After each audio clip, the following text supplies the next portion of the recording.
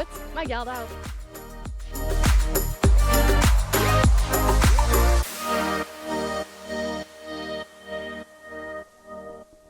Meneer, wat binnen jou onder dwan?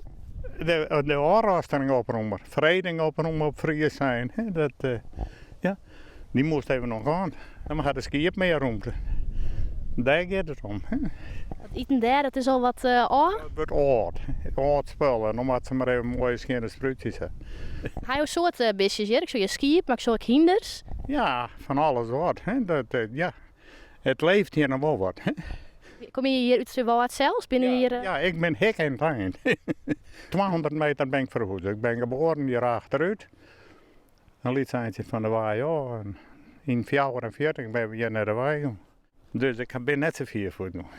Wat is er zo mooi om hier ben je? Nou, zo wist ik dat zei ik ga mal gereden. En ik hier de borgerij. Mijn minheid. Ja, we hebben net een dik grote borgerij, maar dat deden we. Dus toen moest ik in de buurt wezen. En wat doe je meer tijdens de dagen? Je bent nu de aanrastering weer voor het helje, maar wat ga je meer bedijn? Nou, de hinders door de man, dat staan.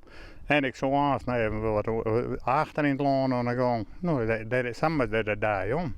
Je houdt wel bezig. En dan maak ik met mijn vrouw de kerk en dan helemaal. Je bent er wel druk. Ja, dat zei die mee.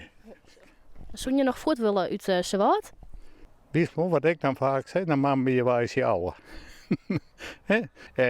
Mijn vrouw die zit wat mij gereven werd.